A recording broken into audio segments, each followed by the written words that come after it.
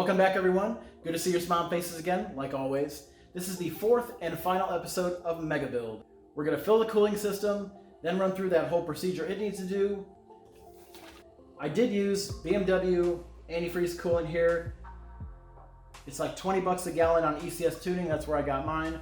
And this one is already mixed. I labeled this on the top here 50-50 because it's 50% coolant and 50% distilled water. Make sure you use distilled water because it doesn't have all the extra minerals and stuff in it.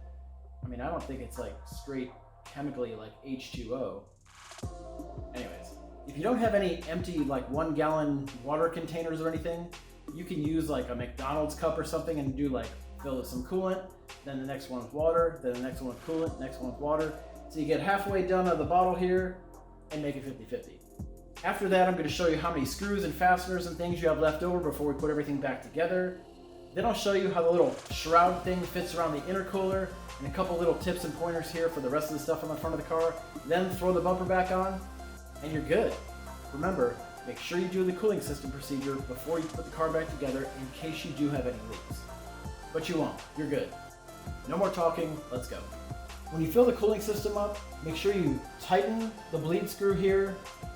And if you want, you can put some terry towels around the area in case you splash anything. Use a funnel, pour it slow. The first time I poured coolant in here, I filled it up pretty full. After you fill the coolant, put the cap back on and it should tighten up and stop where these arrows line up. Then go through the procedure. You want to hook up your battery to a charger, that way it's staying charged while you do this, and put it in accessory mode because the car is going to run for about 10-12 minutes. The first thing you need to do, push the start button once. Make sure you're not starting the car, you're just hitting the accessory mode.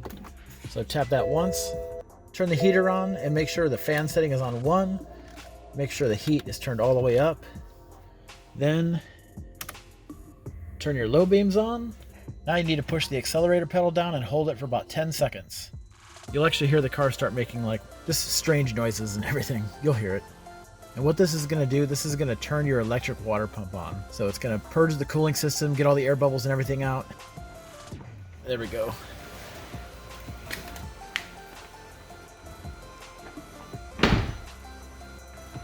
See, you can hear the...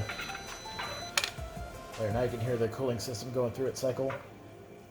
So once it's done, make sure you check your overflow. And I actually drew a little line on the low mark.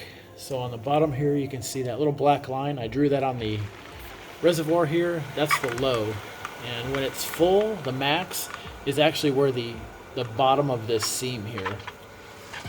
But since it's hard to see the low one because it's back there on the side, I drew a little line on it. That's optional. Do it if you want. But run through the cycle at least once. This is actually the second time I'm doing it. I ran through it once. The coolant was low, refilled it, and now I'm running through another cycle. When you reassemble the front here, make sure you put this shroud back in front of the intercooler first. This little center tab has to go in between these two right here. Once you have that in place, you know, it's obviously it's not going to connect to the bottom like the stock intercooler did. Then put the bumper mount back on. You know, this is what the actual bottom of the bumper mounts to on the front of the car. Then the brake duct, and make sure you have it oriented in this direction. And a little tab slides into here. This is the shroud around the intercooler. Then you've got the little push pins. Do that on both. Then you have the ducting for the oil cooler here. This round tab here slides into that and then pushes to the right. When you have the oil cooler duct in place, you can see where the little rivet, and that's where the piece slid into this metal bar here. And then don't forget the other little rivet down here. Next, you've got these 3 8mm screws that attach this little belly pan. This is what covers the electric power steering. And don't worry about those 2 holes. You'll see where those line up on the like white circular things. Next is going to be the front bumper. So hang the front bumper on, make sure you put it under the little clips to hang it on. Put it in place, and then you've got the 2 long screws on each side that attach the bumper to the fender. Do not over tighten those. Make sure you get them just until they're snug.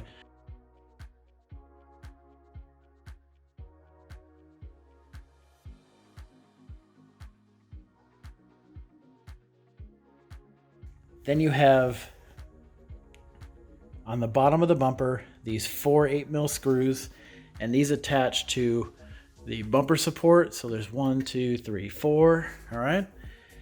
Next thing is the belly pan. So you have 22 8mm screws for the belly pan. You know, if you want to count them, 4 across the top.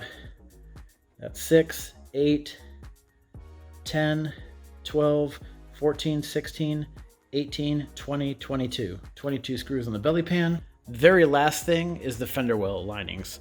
You have 10 of the 8mm screws on each fender well lining. So you've got 10 on this side, and those are right here. There's 5, 5, that's 10. Same thing over here, 5, 5 is 10. So do the fender well linings after you have the bumper on it attached. Well, that's it. MegaBuild's done and over with. It's already behind me, literally.